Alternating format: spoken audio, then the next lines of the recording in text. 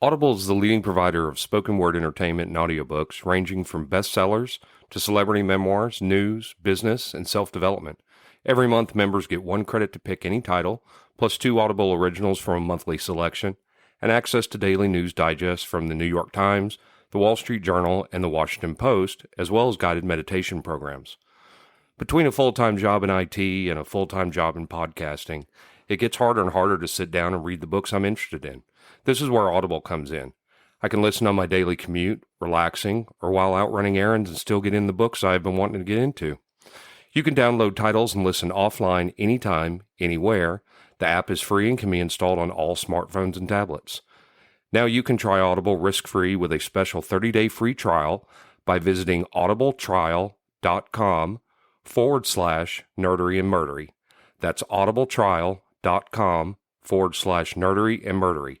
Don't let your busy life get in the way of that great book you've been wanting to read. Go get your free trial of Audible today. This podcast is sponsored by BetterHelp. This is Geoffrey, and we've talked about many times before that I experience problems and struggles with my mental health, and really without a healthy mind, being truly happy and at peace is hard. The good news is therapy does work. It's helped for me, but what is therapy exactly? It's whatever you want it to be. Maybe you're not feeling motivated right now and would like some tools to help. Or maybe you're feeling insecure in relationships at work, or you're not dealing well with stress.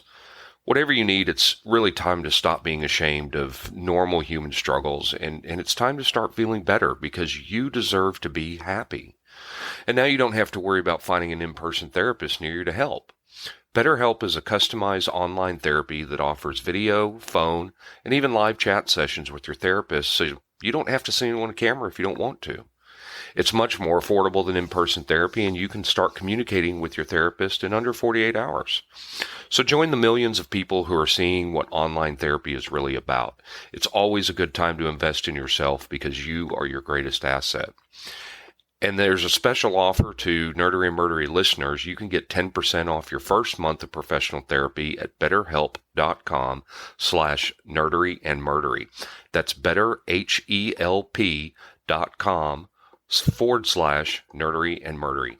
Thanks again to BetterHelp for sponsoring this podcast.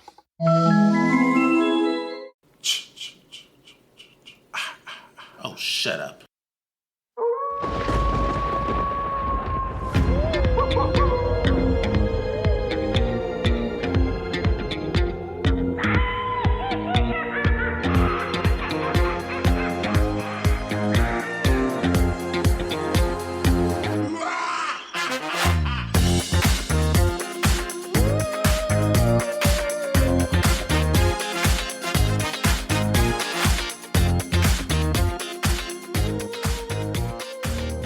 Welcome to episode 116 of Nerdery and Murdery. Big 116. I'm Zig with your Nerdery. And I'm Geoffrey with your Murdery. Welcome to another week of the highs and lows, the ups and the downs, the good and the bad, the nerd and the murd.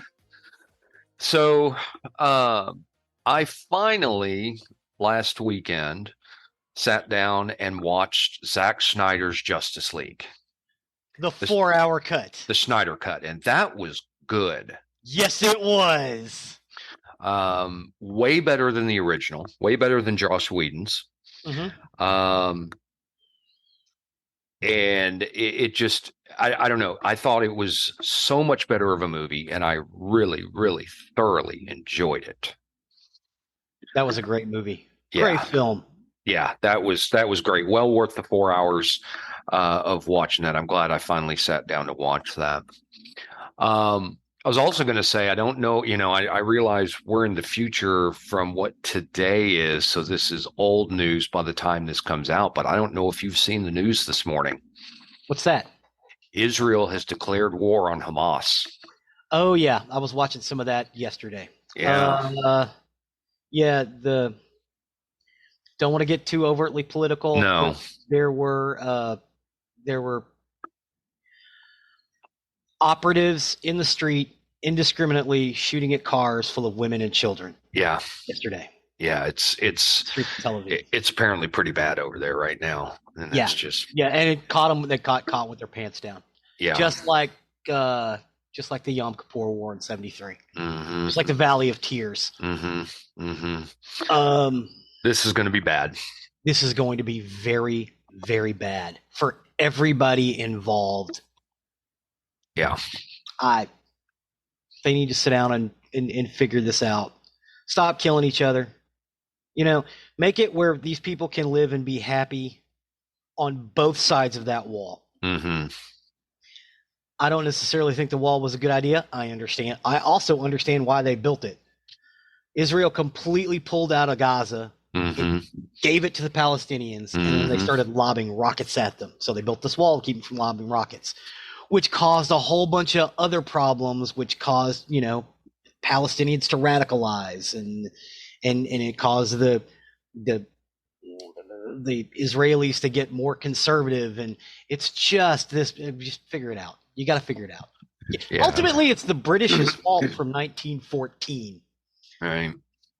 But hopefully this gets figured out. And like I said, it's old news by the time this actually hits the air, but it's new news to me. I just saw it on the news this morning. Yeah, so it's pretty bad. Yeah, they were rolling.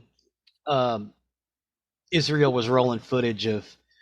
They were covered, but yeah, basically minivans with women and kids, sheets over them. Just they just opened fire on them with automatic weapons. Ugh. Yep. The state of the world. Yeah, getting crazier. But it's also right around the time of Halloween. This episode will air around Halloween. Yeah, it is. So off the bad news there, and time to start for a little more. Well, I can't say light because I know what this episode's about, but let's go ahead and let you take over on the nerdery side of the house. Why, thank you, sir. Today we're going to be talking about 3 films by Dario Argento. Awesome. I know of one of them. Dario Argento is an Italian film director, screenwriter, and producer. His influential work in the horror genre during the 1970s and 80s, particularly in the subgenre known as giallo, has led him to being referred to as the master of thrill and the master of horror. Let's talk about what giallo is. Giallo is a horror film, roughly. It is also a murder mystery. It is also a slasher movie, which is, like a genre of a horror film. There's generally a supernatural element, and it is generally colored like an art house film. It is lit, shot, and thought of as an art house film, and also a horror movie. And most of them that Dario Argento did are in English. Sometimes some of the characters will be speaking Italian and dubbed into English, but he hires English and American actors and just has them say their lines in English. And most of the Italians are speaking English as well. Generally heavily accented, but yeah, this is kind of in his wheelhouse, and the dude kind of invented the genre. There've been a lot of copies, a lot of people that I like, but Dario Argento made 3 movies that they were commercially well received. They are pieces of art, and they are also good horror. Those 3 films are Suspiria, Inferno, and Tenebrae. And Suspiria is the one that I was familiar with. I was not familiar with the others, as the other 2 as well. And it's a trilogy, isn't it? Well, okay. So originally, the what they call the 3 Mothers trilogy was Suspiria, Inferno, and the Mother of Tears. I didn't do the Mother of Tears because I like Tenebrae better. That's on me. Mm-hmm. Because I like Tenebrae because of John Saxon more than anything else. He's great. I love the actor John Saxon. He's right up there with Michael Ironside. If you can't get Michael Ironside, you get John Saxon. If you can't get John Saxon, you get Michael Ironside. He was the dad in the original Friday the 13th. Oh, okay. No, Nightmare on Elm Street. Sorry. No. Yeah. Okay. John Saxon, and he was on TV and everything else. He made mostly B movies, but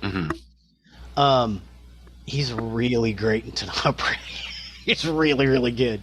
Everybody in that movie is good. Mm-hmm. But so he had an original trilogy, what they call the Animal Trilogy, which consisted of The Bird with the Crystal Plumage, The Cat of Nine Tails, and Four Flies on Gray Velvet. These are good films. I'm not going to say anything against them. Good pieces of work. They're basically horror movies. The Three Mothers trilogy, again, consisting of Suspiria in 1977, Inferno in 1980, and The Mother of Tears in 2007. Plus, he has the standalone films Deep Red, Tenebrae, Phenomena, and Opera. Just incredible. He started out as a writer. One of his first big breaks was Sergio Leone's Once Upon a Time in the West in 1968. And he was George Romero's script consultant on Dawn of the Dead. And he also composed the soundtrack with his longtime collaborators, Goblin, which is like an Italian weird rock band. Mm-hmm. Argento was born in Rome, the son of Sicilian film producer and executive Salvatore Argento and a Brazilian photographer, Elda Luxardo. He was of Italian ancestry as well as Brazilian. While still attending a Catholic secondary school as a teenager, Argento began work as a film critic, writing for magazines and columnist for the Rome-based newspaper Passacera. While working on, and I can't say it without going, Passacera. So I'll apologize for that right now. Argento also began work as a screenwriter. His most notable works were for Sergio Leone, Bernardo Bertolucci, and his collaborator on the story for Sergio Leone's spaghetti western Once Upon a Time in the West. Argento began on his directorial debut, the Giallo film, The Bird with the Crystal Plumage, in 1970, which was a major hit in Italy. It didn't really play very well over here. You could still see it. You could still pull it up. Argento returned to thrillers. He did some other non-horror movies, but he went back to thrillers. And he was inspired by John Carpenter's work on Halloween. Mm-hmm. Because he saw Halloween and some other things in 1978, so he decided to do Suspiria. Suspiria was actually released in 77, but he got a chance to see Halloween in a rough cut before anybody else did. And it kind of sparked something. So he starts sitting down with his girlfriend and eventually wife at the same time, who is an actress, a writer, and in all three of these movies. Daria Nicolodi. So Suspiria is how do I put it? I don't even know how to describe it.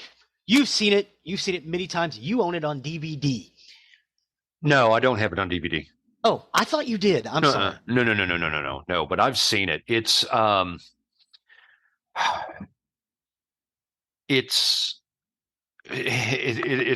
to say this for a horror film, but it's true. Suspiria is beautiful. Oh my goodness. In its color. Yes. And it's shocking in its color. Yes. That's part of the appeal of it, is that it is so just you just need to see it to understand how much the color just pops in this movie, and his use of it throughout the whole movie. It's just visually beautiful. It's a masterclass. Yes. Masterclass. And not only the color of the walls and the sets and the costuming, the color of the light that he uses is amazing. It's almost like their scenes are shot entirely through stained glass windows. Right. Yes. No, absolutely. And again, you think it's horror. And his blood does not look like real blood. Mm-mm. It's red and it's opaque. Real blood does not look like that. When he goes to do a serious or a non-giallo movie, he uses real blood, because it's got red and it's got blue and it's got green in it, kind of a purple hue. And then when you put it on camera, it looks perfect. It looks like human blood. Mm-hmm. He doesn't do that with Suspiria or Inferno or Tenebrae. When someone gets stabbed, it's bright red and opaque like paint. Yeah. And there's a lot of stabbing. Oh, yeah. Giallo, or Gialli, if it's more than one movie, so we're talking about three Gialli films, is Italian for yellow. It's a genre of murder mystery fiction and often contains slasher, thriller, psychological horror, sexploitation, and less frequently supernatural horror elements. So there's always a mystery because you're not really sure who the killer is or what their motivation is. It eventually all gets explained in the end. Did you happen to see the, what was it, 2018 redo of it? I have not. I haven't either. I'm trying to stay away from that movie. Not that I don't think they did a good job. I'm sure they did. They should have picked something else. You know what I mean? It had a big star in it. Yeah, you don't remake. Oh my God! It's like remaking Citizen Kane.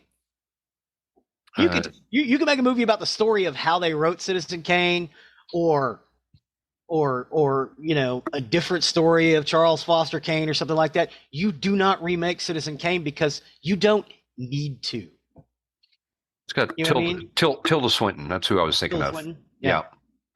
I just watched Suspiria. I watched Suspiria last week, and I watched the others Friday night. I watched Tenebrae and Inferno Friday night. Not in order, just because Tenebrae came up first. But oh my God, they're so and Inferno. They're available right now. I want to say either on Freevee or Tubi. I was just looking at that. I'll have that for you in just a second. They're available right now. You can go, or they were available as of 2 days ago. Because I just watched them. Suspiria is on Showtime, YouTube Primetime subscription, Hulu, Sling, Roku, Amazon Prime, Paramount. So, Tubi. Yep. Yeah, all three of these movies you can go out and check out. I would urge you guys to stop what you're doing and go check out at least one of these films. If for nothing else, yes, there's a lot of nudity. It's Italian. Sorry, that's just the way it is. When they walk down the street, they see statues that are 1,000, 2,000, sometimes 3,000 years old that are completely nude, and it's okay with them. So there's a lot of nudity. Inferno's on Tubi, and Tenebrae is Plex, AMC Plus. Interesting. Because Joe Bob Briggs covered Tenebrae a couple of years ago. Amazon Prime, Tubi. So yeah, you can go out and see all of them right now. I would caution you guys to go out and see all three of these movies right now. We'll pause for a second. Come back. Okay, you're back. So, Suspiria is this giallo, or gialli. It's a supernatural horror film directed by Dario Argento, who co-wrote the screenplay with Daria Nicolodi, who eventually became his wife. She is also in it. She is in all three of these films, and she helped co-write them. It's partially based on Thomas de Quincey's 1845 essay Suspiria de Profundis.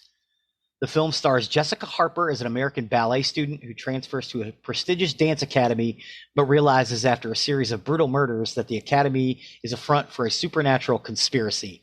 It also features Stefania Cassini, Flavio Bucci, Miguel Bosé, Alida Valli, Udo Kier. Love Udo Kier. This is probably the first thing I've ever seen him in. And Jean Bennett as well as Daria Nicolodi. The film is the first in the trilogy, The Three Mothers, which also comprises Inferno and The Mother of Tears.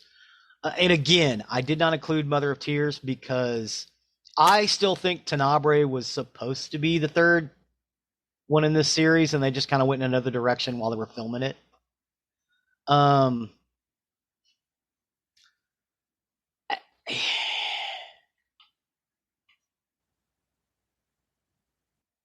They film in these beautiful old buildings. These sets are full of cobwebs and old pieces of furniture and old pieces of outdated technology and just weird things. And then he will light them with these. In the background, there'll be a red light shining on a door. Off to stage right, or stage left, there will be a light that's lit as blue. There'll be a very graphic color painting that's just blocks of color that's lit with white light, and then to the left there'll be a green or a purple light. Mm-hmm. In one scene. The whole movie is like this. And again, you've got a slasher film, you've got nudity, you've got sex, there's a mystery, what's going on, who's doing who, what's happening. You've got scream queens, just the last girl, and sometimes the screams go on a little longer than they need to, but not much, just a little longer than they need to make it off-putting, because when you look at it from those lights and in those sets, it's a composition. It's what amazes me about, again, Dario Argento is he's basically he's like, I'm gonna make a horror film. You know what? I'm gonna shoot it like I'm Federico Fellini, and he just does it. And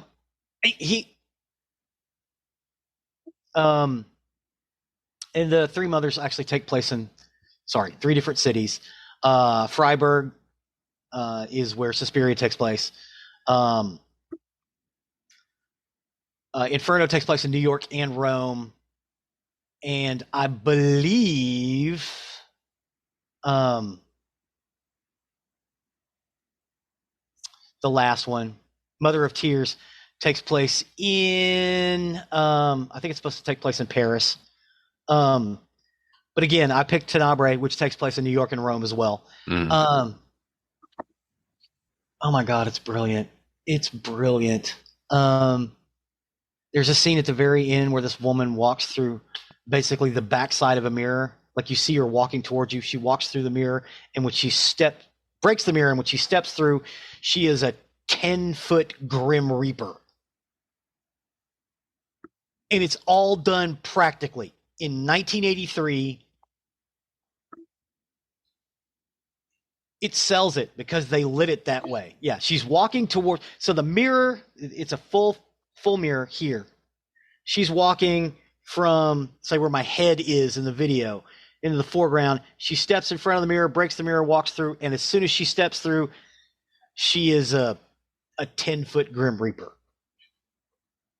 And screams, "I am death! Fear me!" Freaks everybody out. It's the climax of the film. Building's on fire. Everything's amazing. Amazing. Never seen anything like it in my life. Okay, I'm sorry. I got off track there. Let's talk about Suspiria. So she's this young ballet student. She goes to Freiburg in Baden-Württemberg in Germany. It's raining all the time. She goes to this dance school, and then people just start dying off. She's not let into the school the first night. She's forced to stay in town overnight. But she takes refuge in a friend's apartment, who tells her something sinister is happening at the school.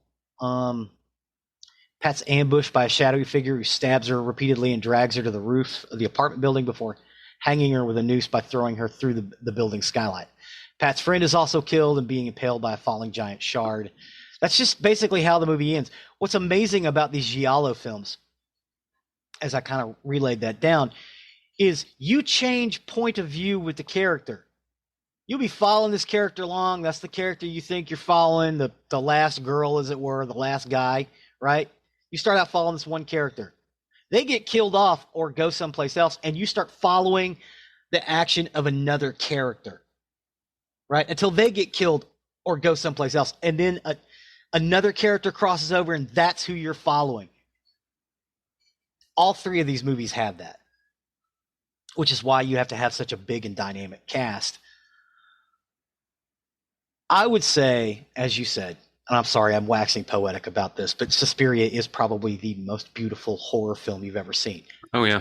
To call it a horror film, and again, I don't see anything wrong with horror films. I think horror films are just as good as any other film. But to call it just a horror film is a disservice. I think to call it giallo is a disservice. It's something all its own.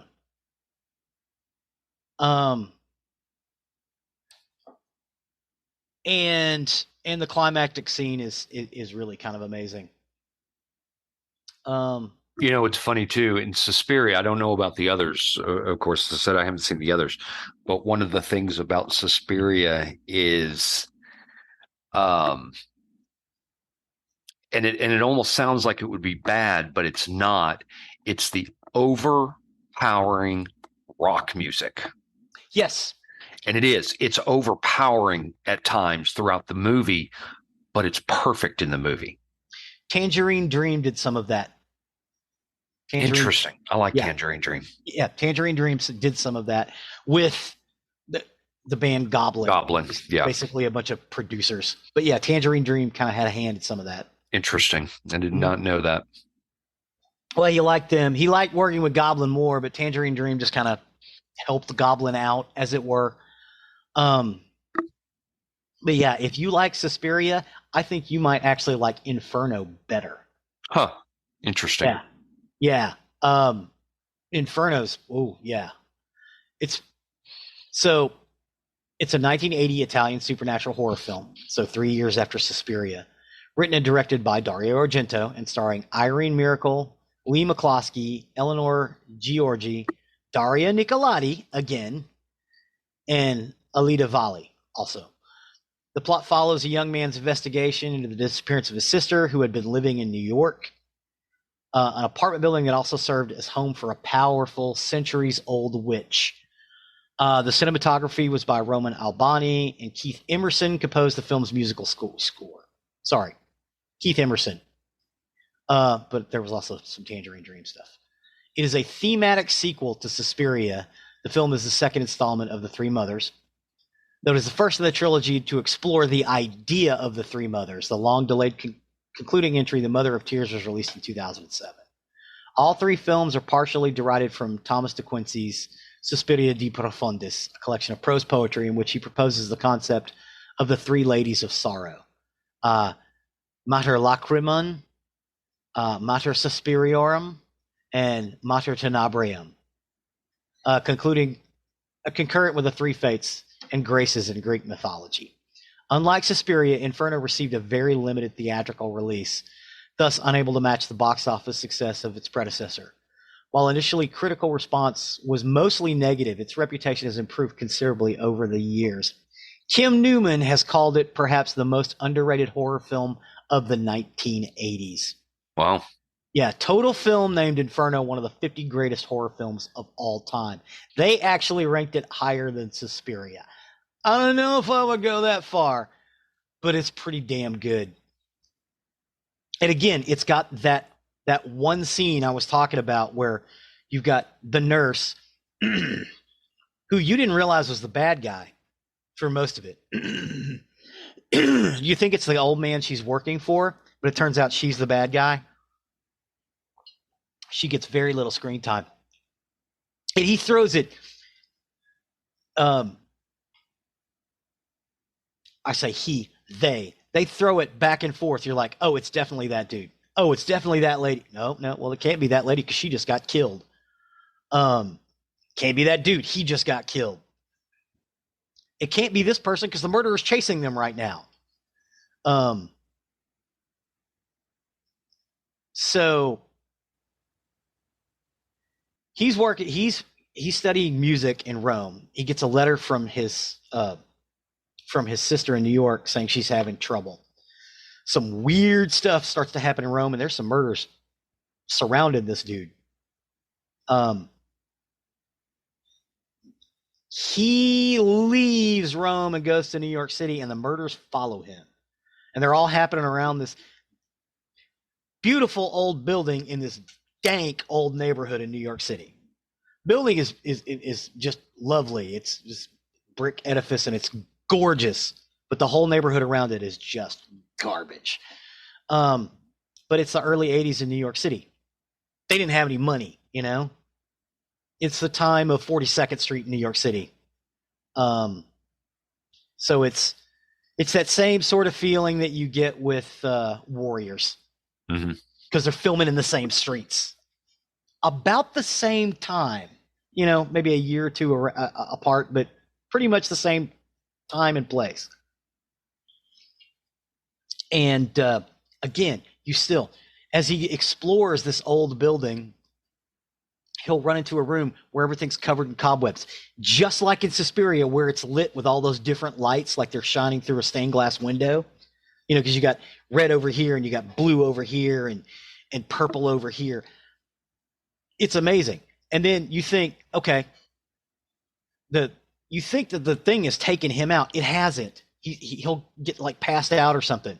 And then it'll go on to another character, and you'll follow that character around thinking, okay, this must be the final girl. It is not. That character also gets killed. You think the same thing about the person who turns up to be the ancient witch, the nurse. You kind of follow her around thinking she's the good guy. Throwing ruses. These people who are constantly watching them, you think they're the bad people. They're not. When you finally see it at the end, you know who it has to be because everybody else has been killed. You know, oh, well, it has to be the nurse. You know, there's nobody else it could be. And then she starts talking, and he's like, okay. And then you think, okay, she's an acolyte of this ancient witch. No, she is this ancient witch who is also death. And the building's on fire, and that scene I was talking about with the mirror. Right. Oh, my God, it is so good. And again, it's all in English. You don't have to watch it in subtitles. Some of the accents are a little rough. There's less nudity in overt nudity in Inferno than there is in Tenebrae or Suspiria. Tenebrae got over here it wasn't NC-17. I actually got an X rating over here because of the graphic nature of some of the murders, the kills, and the overt nudity. But yeah, Inferno is the sequel to Suspiria, and it was planned to be the sequel to Suspiria. Tenebrae was supposed to be the sequel to Suspiria, then Inferno, because you're talking about the lady Tenebra. But they decided while they were filming, nah, we'll do that later. We'll just call it Tenebrae and it'll be fine. But it still feels that way. There's no supernatural stuff going on in Tenebrae. It's just murders. But yeah, with Inferno, you get, again, the same lovely shots just like you had in Suspiria. But it didn't get a wide release in America. It was huge in Italy, but you really get that Suspiria feel to it. And again, I just watched this bad boy yesterday, and it holds up. It's still beautifully shot. I like it a little bit better than Suspiria, but only marginally. And that may just be because I saw it more recently than I did Suspiria. Because I watched Suspiria last week. I wanted to bone up on these because it's been a long time since I've seen some of them. Tenebrae, I saw it back in the 80s, and I hadn't seen it since, and I watched it yesterday.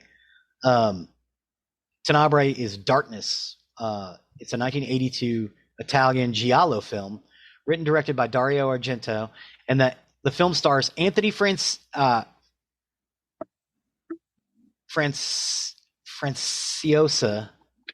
an American author Peter Neal, who, while in Rome promoting the latest murder mystery novel, becomes embroiled in a search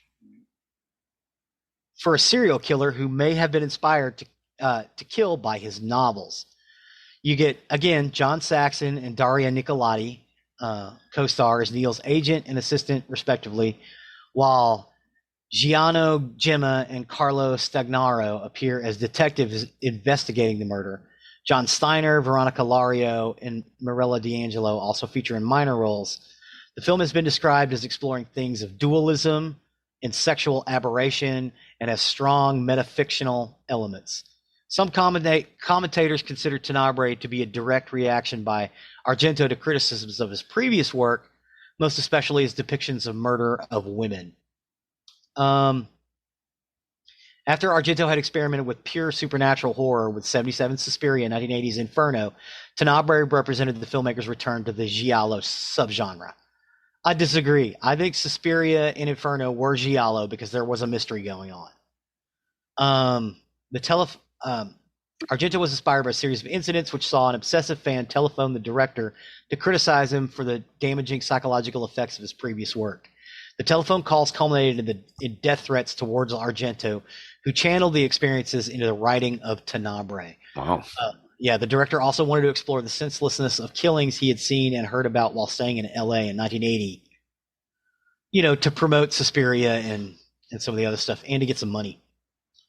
Shot on location in Rome at Elio Studios, Tenebrae utilizes mostly modern-looking locations and sets, allowing Argento to realize his vision that the film reflects a near future with diminished populations. The director filmed none of the historical landmarks that usually feature in film sets set in Rome, employing director of photography Luciano Tavalli. Argento also intended that the film simulate the stark, realistic lighting featured in television police shows at the time. And it feels like a television police show. It's very hard-boiled, almost like an episode of Hawaii Five-0. It's got that feel to it, but it's still a giallo film. There are these two. There's a scene where it picks up in this restaurant with these two bisexual women who are looking to bring a man home. One of them does, and the other one's like, I don't want to deal with that dude. So they're talking about stuff, and at one point you think one of them may be the killer, and then the killer shows up and kills them with that bright red blood, that opaque paint. I think it was that scene why this got, at the time, an X rating, and they just went for don't give us a rating, we'll just go unrated. Right. So there are very few theaters that actually ever showed it. Some grindhouses, some drive-ins, because it was 1983. People were a little looser with what they would show, in theaters. But where this movie really, really lived, video. It was one of those movies. Can I borrow the podback machine for just a second? Sure. Okay. I am 12, 13. We had just gotten a VCR in my house. And my old man had always taken me to the movies, and he knew how much I loved movies. I could go to see them. And I'll go to this video store, and I wouldn't go for the new releases, because I figured I'd watch them eventually anyway. I would go to the science fiction section. Well, I got through all the science fiction section, and I noticed the art house section. It was the same video store that John Johnson's wife worked in back in the day. Oh, Take It Home? Take It Home. That was it. I had to ask him the other day when I was writing up the notes, and I forgot to put it in. I hit him up like, what was the name of the video store you worked in? He's like, I didn't. My wife did. Yeah. And I was like, oh, I thought you did too. He's like, no, it was No. Take It Home. He's like, and it was awesome. I'm like, yeah, hell yeah, it was awesome. Yeah, Take It Home was great. Take It Home was one of the first local video store chains that Blockbuster bought out. Do you know that? Mm-hmm. Yeah. Yep. It was one of the, and it was incredible because they had this. They said it was like independent/foreign film section, and it was this wall, right?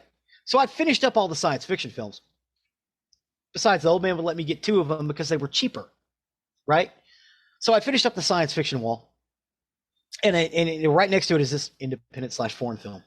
And there was a science fiction film in the corner, so I picked it up. I don't even remember what it was. And then I started at the top of that and started making my way over. This is where I discovered Tenebrae, Mephisto, some other great films. This would have been about 1985, 1986. Mm-hmm. And I basically made it through that entire wall. Wow. Yeah, I made it through that entire wall. That's where I got my love of weird movies, as everybody called them when I was a kid. But I love them, and I go home and watch them. And my family wasn't really worried about the nudity or the violence and stuff, because I was a pretty level-headed kid. I wasn't wild then. It was more about the study of it, and they understood that. So plus they were my grandparents, and they got tired of keeping up with that stuff with the kids before them. No, he's not going out wrecking cars. This kid's fine. Let him watch the little goofy movie. So yeah, and this was one of those movies. And I watched it, and I didn't even realize it was a horror movie when I watched it. Of course, I would watch it during the day. Mm-hmm. It was just a murder mystery, and really good too. But yeah, that scene with the 2 bisexual women was pretty graphic, let's say. And again, like you said before, the rock music that was a little too loud. Yeah, one of them puts a record on after the dude had left. And he's one of the people you think is the murderer too. It's not. After that dude had left, she puts on a record. She's like, I feel sick. I drank too much, blah, blah, blah. She's like, well, why did you go home with that dude anyway? They're having an argument. Killer breaks in, starts killing him. Again, that bright red blood. Goes upstairs, kills the other girl. Leaves, and then, of course, they discover it, and they start talking to this writer, because it's like, they know he didn't do it because they can account for his whereabouts. I think he was actually working with the police on another investigation while this was happening. So they know it's not him, right? You clear this dude out early on in the investigation, or in the early part of the film. Plus, he's getting death threats himself. You come to find out later on, one of the people who you think is the killer, because he's in the same house that some stuff happened in, he gets killed with an axe, and it's like, what? He's the killer? How can that happen? You find out toward the end of the movie, and I want to say, spoilers here. Watch it anyway. Too late. 40 years ago. 1983. He was the killer. But the writer finds out that his wife and his publicist are having an affair, so he decides to kill the killer and make out like he is the killer to get rid of his wife and his agent. Interesting. You don't find that out until the last 5 minutes of the movie.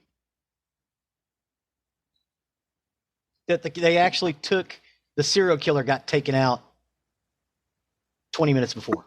Mm-hmm. But you don't know that. So yeah, and again, you got John Saxon, you got all these great Italian people. There's a couple of British actors too, British character actors in it. Really, really great people. The coroner, British actor, he's really, really great. Can't remember his name, I'm sorry. But he's a character actor, and you've seen him in a lot of stuff.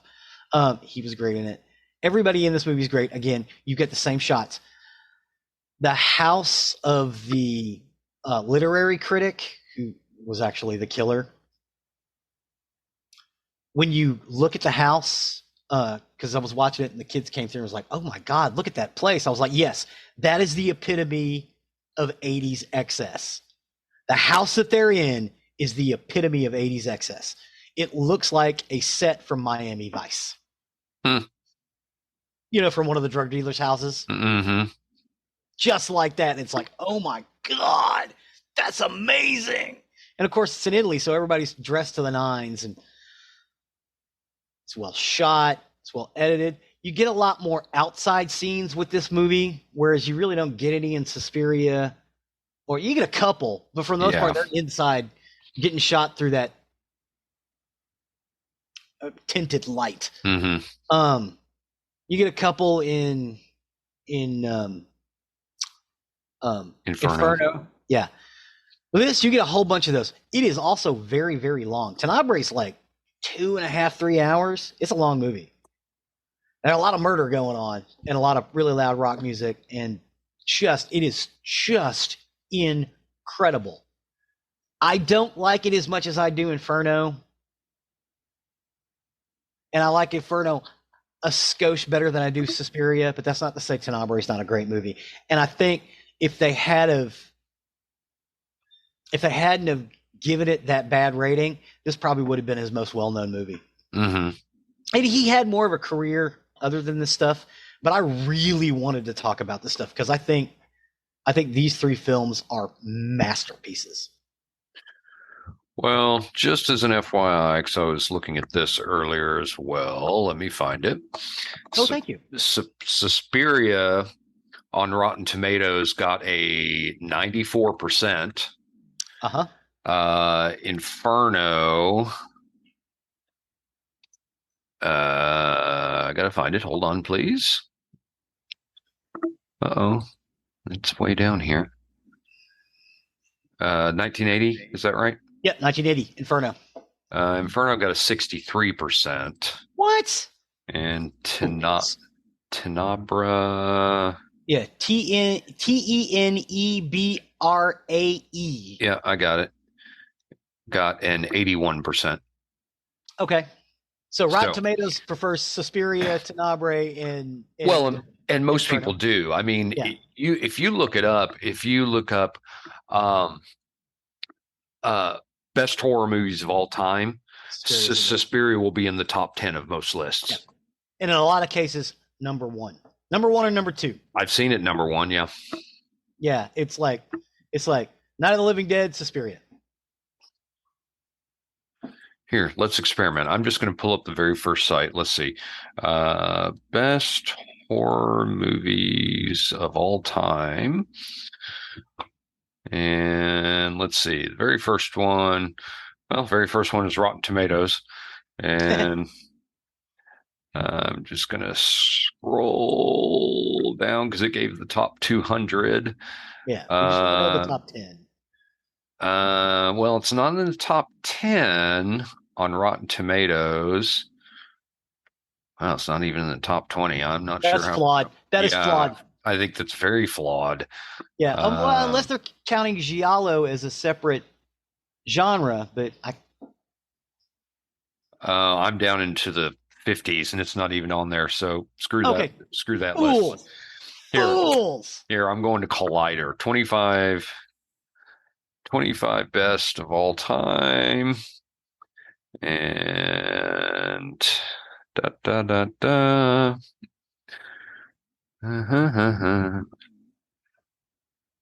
Yeah, I knew Rosemary's Baby would be in there. That's quite often in there.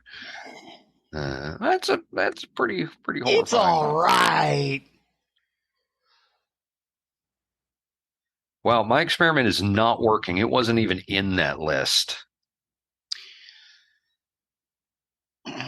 I think these people are wrong. They're wrong. They're so wrong. I know I've seen lists where it's in the top 10. Suspiria, the best horror movie of all time. Yeah, okay, I'll give you that. I like Inferno better, but that's just me. That's how I found out about Suspiria as one of these top 10 lists once. I don't. I don't know. My experiment failed miserably. So there you go. There you go. Yeah, it's people on the internet are dumb. Huh. Except for our listeners. Right. Except for our listeners. They're Right. awesome. Right. But yeah, that's about it for these three films, other than you have to get out and see them. They are, if for nothing else, watch it for the beauty. You can even turn the sound off Mm-hmm. and watch them. They'll play like a silent film.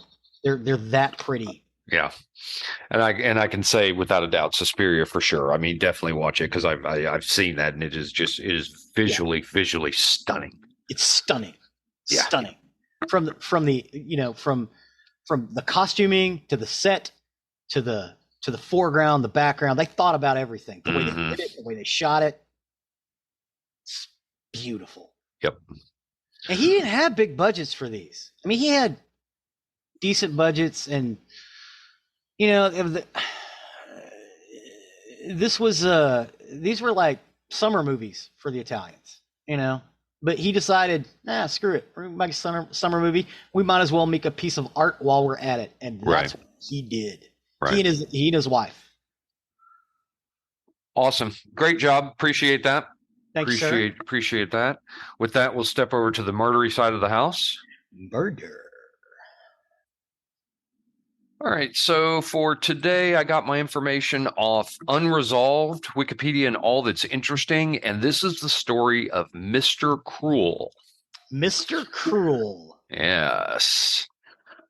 So Mr. Cruel is the name given to the Australian boogeyman who became well known for the heinous assaults against children he would commit in the late 1980s and early 1990s. His identity has never been discovered, and he's escaped justice for almost 30 years.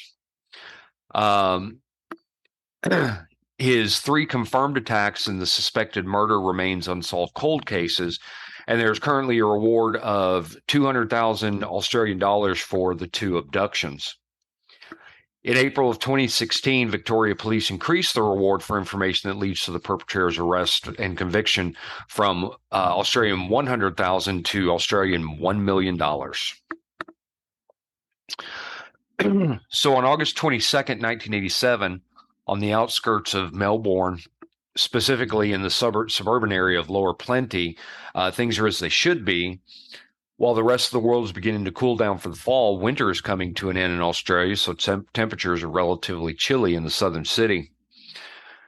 It's around 4 a.m. on a Saturday, time when most families are home fast asleep, but on this chosen morning, an urban legend was beginning to take form in the shape of a masked man lurking outside of a family home. Removing a pane from the family's living room window, the criminal has made his way inside, alerting absolutely no one. The masked man made his way to the bedroom of the parents, armed with a knife and a gun, and he woke the 2 parents under threat of lethal retaliation, pretending to just be a common thief that was interested in their personal belongings. Commanding the parents to roll over onto their stomachs, the criminal tied both their hands and feet together, nullifying any plan of escape the 2 may have had in their groggy, alarmed state. The intruder utilized a type of knot commonly known used by sailors or those with nautical experience. And to further compound their inability to escape, the masked man ordered them into their nearby wardrobe, but not before blindfolding and gagging each with surgical tape that he had brought with him. He locked both parents in under the threat of death and made his way to the rest of the house. And in an adjacent bedroom, the family's 6-year-old son was awoken by the intruder, but kept relatively unharmed. The masked man blindfolded and gagged the boy with the same surgical tape and then tied him to his own bed. And this is when the intruder made his true purpose known, and he made his way into the nearby bedroom of the family's 11-year-old daughter. Over the next 2 hours, the masked intruder would take breaks from his own perverted sexual desires to wander through the family's home, even stopping at one point to make himself a meal. After spending the better part of 2 hours sexually assaulting the 11-year-old girl, the mysterious psychopath left the house with a box of classic records and a blue jacket stolen from the family. And this is how the legend of Mr. Cruel began, and an established Australian boogeyman that would haunt parents and children for decades afterwards. A blue jacket and a box of records. Mm-hmm. He just saw those and said, I want those. Mm-hmm. Following the attack on the family in Lower Plenty, the police were obviously called. and brought to investigate the crime, but they were stumped. The attack seemed to come unprovoked, and the family had no real demons to look further into, and the crime didn't seem to fit with any other open cases in the area. In the late 1980s, Melbourne had a reputation of being a safe place. It was, quote, the most livable city in the world, that many citizens described as its official slogan. And while violent crime still happens within its borders, it is at a lower rate than many other places in the world. So police began to look into the assault and pick apart the pieces. Again, the parents had been bound, gagged, and locked in their own wardrobe, and the son had been bound, gagged, and blindfolded and tied to his bed. And then the suspect, after physically assaulting the daughter, searched the house and made off with the record collection and the coat, which is all very weird. Mm-hmm. More details came out when the investigators began to focus on the daughter, and she told the police that during one of the perpetrator's breaks, he had used the family phone to call someone else. She said that this call seemed like a threat, as apparently the man had demanded the person on the other end of the phone to move their children, or else they would be next, and referred to this person as Bozo. The police did check the family records, and they were surprised to see that no such call had actually taken place. Obviously, this was before the common nature of cell phones, but it became clear later on that this was a trend of Mr. Cruel. He liked to plant red herrings like this to confuse investigators. Pick up the phone, pretending like he's calling. Mm-hmm. Yeah. Fortunately, it would be over a year before the perpetrator struck again. Unfortunately, we would see the stakes rise dramatically as the individual began a reign of terror that would leave parents and children living in fear. On December 27th, 1988, just after Christmas, when most families would still be enjoying the post-holiday bliss, one family experienced the most traumatic haunting experience of their lives. John Wills, his wife and his 4 daughters were sleeping in their Ringwood area home just a few miles southeast of where the previous assault had taken place over a year prior. John was deep asleep when around 5:45 in the morning, the sensation of an object to his temple startled him awake. A voice ordered him, quote, "Don't be a hero," and John was immediately plunged into a parent's worst nightmare. The masked intruder, wearing dark blue overalls and a blue ski mask, was holding a gun to his head. To John's head, that is. Mm-hmm. He was holding a knife in his other hand, and John knew that to fight back would be to risk the lives of his entire family. John and his wife were both ordered to roll into their stomachs, much like the first crime, and they were bound at their wrists and ankles with copper wire. A similar type knot was utilized as before, the one that said was generally used by sailors. And they were blindfolded and gagged with the same type of surgical tape as before, and then they were assured by the intruder that he was only there for money. The man stole roughly $35 from the family's bedside table, and then he went throughout the house, physically cutting the home's phone lines. After assuring he had had a head start, he made his way into the bedroom that the family's 4 daughters shared. Addressing 10-year-old Sharon Wills by name, this man woke up the 10-year-old and then proceeded to blindfold and gagged her as he had her parents. He stopped and picked up a few items of her clothing and then made off with her into the early morning. And it took roughly 15 minutes for the 2 parents to break free of the restraints. And when they finally did, they were confronted with the crippling realization that their oldest daughter was missing. As I'd said, the phone lines were cut, so John had to rush next door to the neighbor's house to use their telephone, and he then proceeded to search the neighborhood in a panicked state. Unfortunately, his search would be in vain and came up with nothing.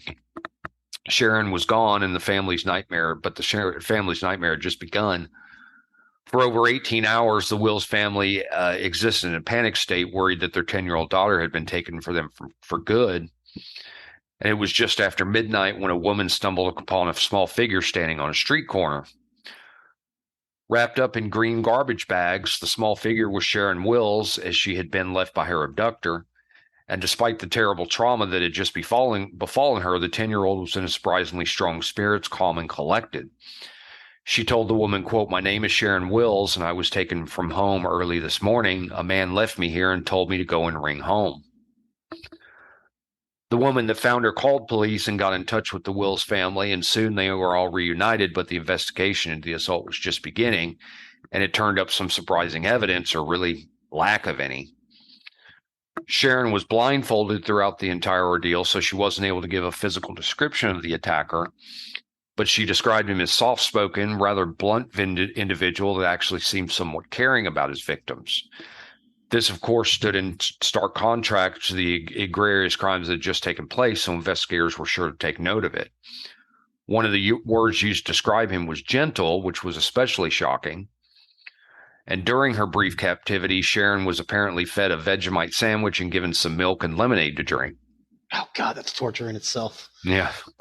Vegemite's awful. Oh, sorry for our Australian listeners. Yeah. Because I think Your we have. version of peanut butter does not hit the American palate properly. I think we have some Australian listeners. That's, again, very sorry, but I've tried your Vegemite. It's not good. I've never tried it, so don't know. Shortly before Like being licking a dirty ashtray. Shortly before being let go, the suspect given the 10-year-old a thorough cleaning, not only washing off any possible forensics evidence he had left behind, but clipping her fingernails and toenails, brushing and flossing her teeth, and even more. The abductor either kept or discarded her clothes, not wanting any forensics evidence to be traced back to him. He then dressed her in an assortment of garbage bags before dumping her off on the grounds at Baywater High School, just a few miles from her house. Investigators were quick to piece the incident to the prior one in Lower Plenty, but they wouldn't make details of that public for quite some time. Needless to say, though, an environment of fear was beginning to take shape, and the nickname of the Hampton Rapist began to be used to describe this burgeoning boogeyman. In the weeks and months following the assault, the Wills family lived in a state of fear. The parents, along with their 4 daughters, began to sleep in the family's lounge together, refusing to sleep in separate bedrooms for months. They installed a security system and were given a golden retriever as a pet by a caring individual. And John Wills, in particular, took the assault very difficultly. He began to wonder if anything he might have done would have changed the course of the assault or saved his daughter all that untold pain. And he had no way to know that he had simply had to hedge his bets, police eventually finding his daughter's abductor. Unfortunately, the investigation into finding the perpetrator was a dead end. Very little evidence was left behind or ever found, and none of it could be used to find one specific person. One piece of evidence was emerged in later interviews in which Sharon told of hearing low-flying aircraft during her short captivity, and this is a clue that would go on to affect the investigation later on. While many in the area began to wonder who this masked menace was, another frightening question began to emerge: who was next? But nearly 2 years would pass before that question could be answered. And he knew her name. He did, because he called her by name.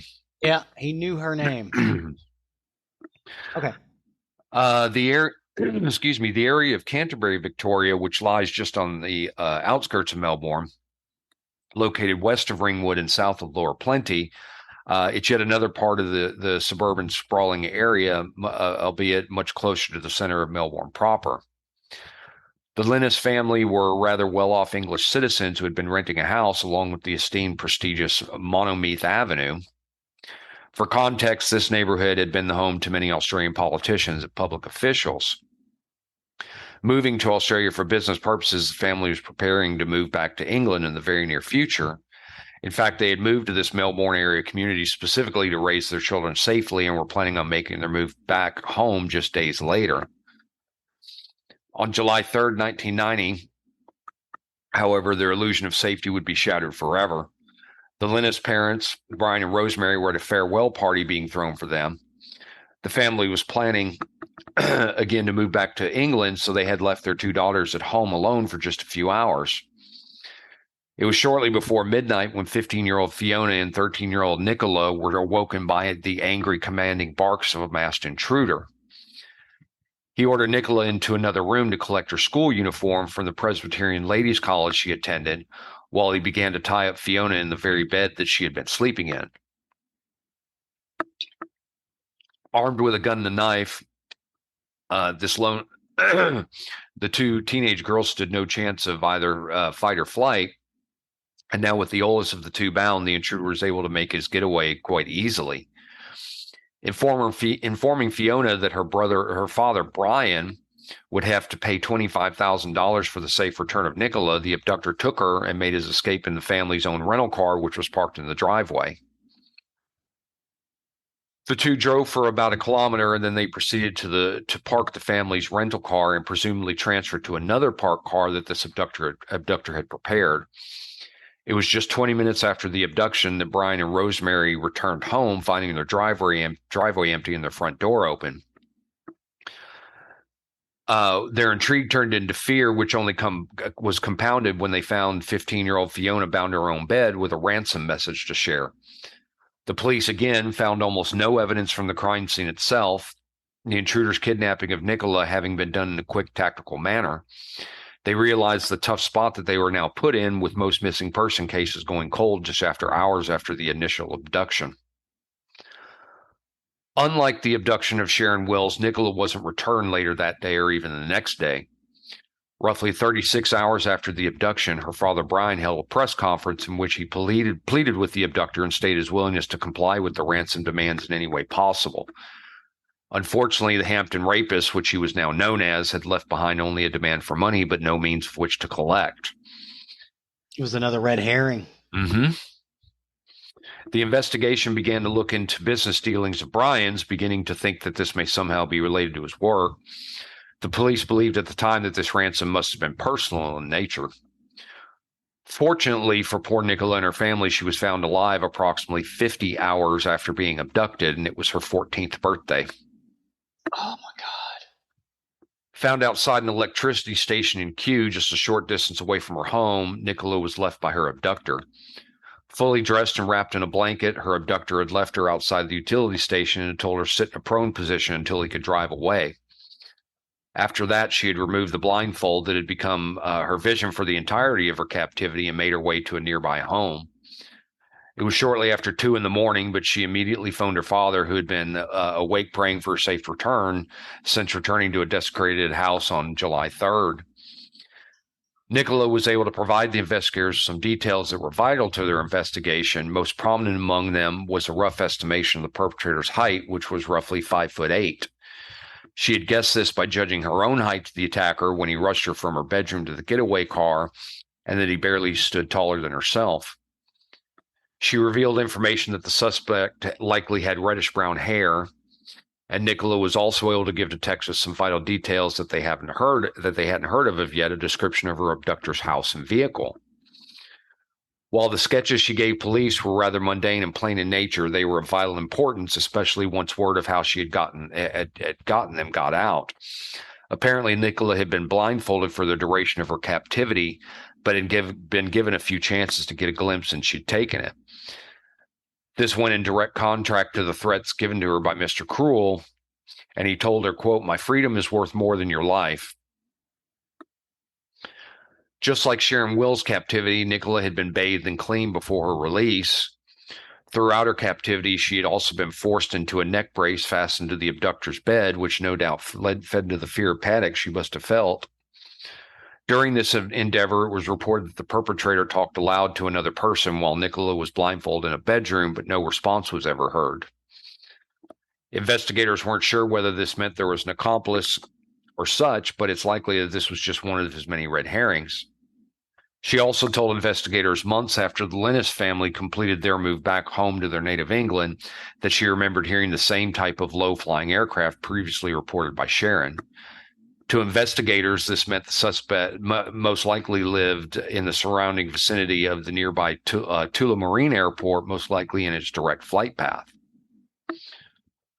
So now investigators had a rough height of the suspect, as well as detailed sketches of his house, the interior of his car, and a good idea of where he lived. You would have assumed that a warrant would have been issued for an arrest any day now with that kind of information, but Unfortunately, the worst was yet to come. What? Okay, they knew. Okay, granted, it's probably a big neighborhood, but they definitely knew the neighborhood. They had a rough guesstimation of what the house looked like. The interior of the car, they knew the height of the guy, and maybe he had reddish, blondish hair. Yep, but they had nothing else. Okay. They had nobody to fit the description. I wonder if they've got the wrong airport. I don't know. Or is the sound of the low flying planes something he's playing over a speaker? That's always possible too. I'm sorry. Please go ahead. No, I don't know. Good points. Good questions. So John and Phyllis Chan were two incredibly hardworking parents that worked approximately 18 hours a day to ensure luxurious lives for their three daughters. Both were immigrants to Australia, and the two parents owned 3 restaurants in the Eltham area of Victoria, as well as a handful of other property investments. The two parents often didn't return home until midnight or so, managing one of their 3 restaurants, and they would often leave their 3 daughters home alone, trusting their 13-year-old daughter, Carmen, or maybe Carmine, to watch over the other 2. Mr. Cruel must have known this, as detectives believes he would stake out his victims for weeks or months ahead of time, learning their habits. On July 13th, 1991, terror and tragedy would strike the Chan family in the form of Mr. Cruel himself. This is about a year after the last one. Uh-huh. Okay, I'm with you. And there was a 2-year gap at one point between them as well.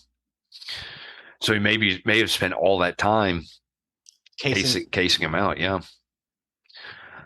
Even though the family resided in the comfortable Templestowe district of Victoria in a house that many would classify as a mansion, they weren't immune to the dread of Mr. Cruel. And it was a Saturday, normally a very busy day for the Chan parents.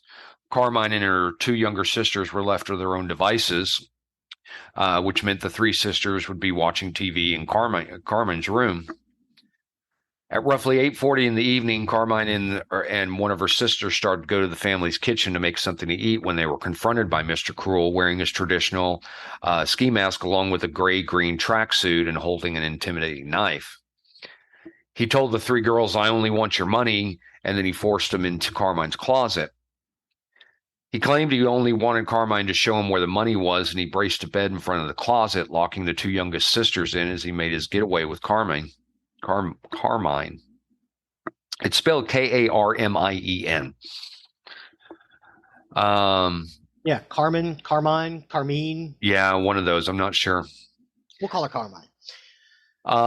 Within minutes, the 2 youngest sisters had broken free from their prison and immediately placed a call to their father, who was at the family's restaurant. By the time the police arrived, they knew what had taken place.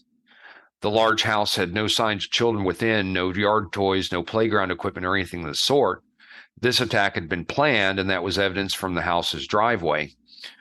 Written in big, bold letters on Phyllis Chan's parked Toyota Camry were the words, quote, "Payback, Asian drug dealer, more to come."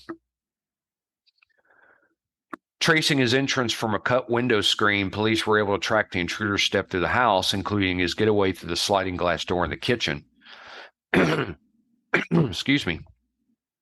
Aided by tracking dogs, they were able to trace the abductor's steps to the family's garden and tennis court, up to nearly 300 meters away at a vacant lot, where he must have made his getaway with Carmine at a waiting car. Hoping to get their daughter returned home safely to them, both John and Phyllis Chan held a press conference roughly 72 hours later. Phyllis Chan broke down sobbing, holding up the outfit Carmine had been wearing the night she had been taken and pleading for her daughter to be returned home safely.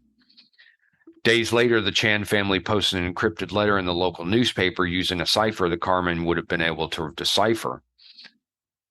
They offered a ransom in exchange for the safe return of their daughter, and even Carmine's sisters penned letters to be published to the media begging for their older sister to be returned to help take care of them and help them with their homework. Unfortunately, though, days, weeks, and then months would pass with no word on Carmine's safe return. The first police responders badly spoiled any potential identification by failing to establish the Chan house as a crime scene. There were dozens of police walking through the house and looking for leads before investigators could look for clues of their own. And even though the police force spent the next few months running a fine-tooth comb through John Chan's personal and professional life, looking for any possibility of criminal ties or business enemies, the investigation soon swung focus on Mr. Cruel. The writing on Chan's vehicle was nothing more than a red herring, meaning solely to mislead investigators once again.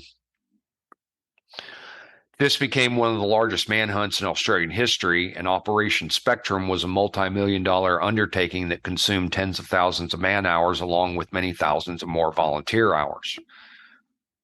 Offering a Australian $300,000 reward for any information leading to the capture of Mr. Cruel, the safe return of Carmine Chan was of utmost priority. Unfortunately, however, there would not be a happy ending for Carmine or her family.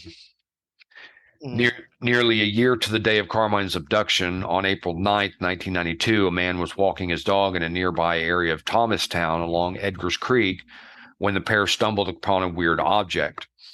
He bent down to touch it and was horrified by his discovery. Returning home to alert the authorities, the police soon discovered what the man had found, a fully decomposed skeleton, which would soon be revealed to have been Carmine Chan. An autopsy would reveal that Carmine had been shot 3 times in the head, execution style, and based on the decomposition of her skeleton, had likely been dead for close to a year. She saw his face. Probably. Theories have lingered as to why Mr. Cruel murdered Carmine, but that can possibly be explained by Carmine's own mother, Phyllis. Phyllis insists that Carmine was a stubborn girl who would have fought against her victimized and most likely learned her abductor's identity, as you guessed. It's possible she learned who her kidnapper was and paid the ultimate price for it. And even though his life had been torn apart, John Chan was cleared of any possible wrongdoing and revealed to be an upstanding member of society. Operation Spectrum now publicly connected Carmine Chan's murder to the 3 previous sexual assault kidnappings and laid the blame at the feet of the true culprit, the still unidentified Mr. Cruel. Operation Spectrum would last for the next few years, costing over $4 million. The 40-member task force would go on to investigate over 27,000 suspects, receive over 10,000 tips from the public, and search over 30,000 houses in the hopes of identifying a single clue. And while Mr. Cruel was never identified by the task force, it went on to arrest over 70 people involved in child pornography, which was a seedy underworld that many believed Mr. Cruel to be involved in. Both of his freed abductees had claimed to have seen or heard clues of a camera at the foot of the bed they had been detained in, and it's an easy step to believe that Mr. Cruel was involved in the trading of child porn. Mr. Cruel is believed to have videotaped or perhaps taken still photographs of his attacks, and detectives believe that if he is still alive, he will have kept the tapes and or photos and will still collect and possibly swap child pornography. They say he almost certainly continues to collect pornography through the internet and may communicate with children through chat lines. But unfortunately, despite all the good accomplished by Operation Spectrum, the Victoria Police Force was marred with the claims of corruption in the early 90s, which not only would go on to affect later investigations into Mr. Cruel, but bring forward many claims of a cover-up. Operation Spectrum was eventually shelved in 1994 with it any potential leads for Mr. Cruel. Over the years, theories would linger about the identity of Mr. Cruel and his eventual fate. No future crimes would be attributed to him, but investigators have possibly tagged prior crimes on Mr. Cruel. While they believe the abduction and murder of Carmine Chan was his last offense in the Victoria area, there are potentially up to a dozen assaults on children in the mid-1980s that have remained unsolved, and almost all of them share a couple of details with the Mr. Cruel abductions. So it's possible that Mr. Cruel is far more notorious of a criminal than publicly known, but police have refused to release details of these prior assaults or Mr. Cruel's alleged ties to them. Another theory has emerged that has been Mr. Cruel's supposed ties to the Victoria school system. All 4 of the assaults and abductions happened during school breaks, which lead many to believe that Mr. Cruel was an employee of the local school system. This also goes in conjecture with the knowledge that both Nicola Linus and Carmine Chan attended the same school, Presbyterian Ladies College, and Mr. Cruel requested Nicola to bring her school uniform along with her. This would bring into question his ties to Sharon Wills, since he addressed her by name on the night she was abducted. Further interviews with his 2 living abductees revealed that he liked to refer to them as Missy and lived in a fantasy where he thought the 2 were married. It's possible that this monster, a man that preyed on children in the most depraved ways, spent his working hours among them. In 2010, over 20 years after the original abductions and assaults, A new investigation was launched in finding out details and hopefully identify Mr. Cruel. Task Force Apollo was launched, hoping that newer technology and investigative methods could bring about an answer that prior detectives failed to find. Unfortunately, much to the dismay of the task force itself, many of the case files were misfiled, unorganized, or just straight up missing. This is not the first time we've heard about Australian police. This is not the first time we've heard about police, period. Yeah. Misfiling, missing evidence, things like that. In fact, one of the vital pieces of evidence that could have led to Mr. Cruel's doorstep, a piece of tape used to bind one of the victims, was one of the pieces of evidence that was missing. Huh. Police could have potentially used that piece of tape to recover DNA from Mr. Cruel, but it disappeared while in police custody. This missing piece of crucial evidence, paired with Mr. Cruel's tactical abilities and his knowledge of forensics evidence, has led many to theorize that he might have been involved in law enforcement. Could have been a cop. Could have been. And the reason the evidence got misfiled is because he did it. Yeah. It's possible that he would know what investigators would be looking for, which is why he did his best to cleanse his victims of any DNA and remove vital evidence afterwards. We can only guess whether it was corruption or ineptitude that led to these essential parts of the case gone missing. However, one suspect was detained in 2013 that ultimately could have been Mr. Cruel. Robert Keith Knight was a man who made a living as a youth worker and school volunteer, but had been arrested on 2 separate occasions for a variety of crimes against children. In 1980 and 1996, Knight had been arrested and convicted for sexual assaults on minors, and a multitude of other victims had come out of the woodwork following his convictions. Huh. According to the original Operation Spectrum investigators, Robert Keith Knight was one of their suspects that had never quite panned out, but investigators had been unable to eliminate him from contention. He remained a person of interest throughout the following investigations, and the time of Mr. Cruel would coincide with his post-1980 conviction release. After being released from prison for his 1996 conviction in 2009, Knight began to amass thousands of child pornography images, and he was later detained in investigation by Victorian police. He pled guilty to the overwhelming evidence, and while awaiting trial, he leaped from a second-story prison railing to his death by suicide. So he's just one of the many suspects that Victorian police have had to this day, and they have refused to make much more information to the public. More recently, many people have begun to theorize that Mr. Cruel himself might have resurfaced and been involved in the 2011 abduction of 13-year-old schoolgirl Bung Siri Boone, as that case remains unsolved without an end in sight. But as of this moment, the Mr. Cruel case is still open, and he remains one of Australia's most wanted criminals. And that's the story of Mr. Cruel. Well, thank you for that. That's a noodle twister. Yeah, it always is when they have these decades old cases that remain unsolved. And I'd like to say with DNA technology, maybe we'd get some closure to this, but got stuff missing that could have helped. So don't know if this one will ever be solved. Don't know. One of the cases that we did cover,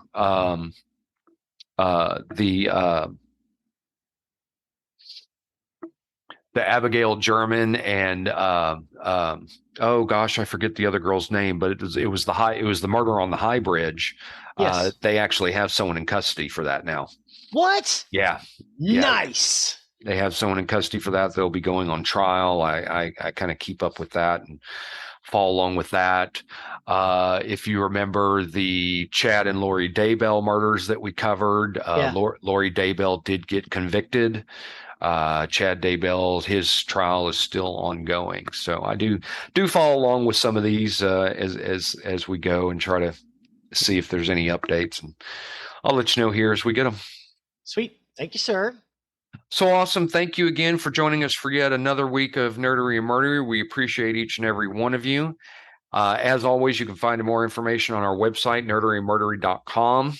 You can find links to this episode as well as pictures, and also links to our videos, which Ziggy so cleverly does constantly. Why? Yes. Why? Thank you. I like to put our videos out there. There's a playlist for every episode. Plus, this will be in the episode when it airs as well. And we also do some TikToks all the time. Awesome. Awesome. Very much appreciate that. Thank you, sir. On our webpage, you can also find the link to our merchandise, where if you wish to show off your Murdery fandom, please do consider purchasing some merchandise off there. It does help with the show. Along with the link to our Patreon, where if you wish to become a patron of the show and also help donate to the show, help keep us going, because the costs do go to the production to keep this show going and on the air. It does not go to our luxurious homes, Lamborghinis, and fabulous vacations that we don't take. That's right. And last but not least, please don't forget to leave a 5-star review wherever you can. It helps us, helps others find the show that may be looking for content that we're putting out there. So with that, I have been Zig with your nerdery. And I'm Geoffrey with your Murdery. Cue the music.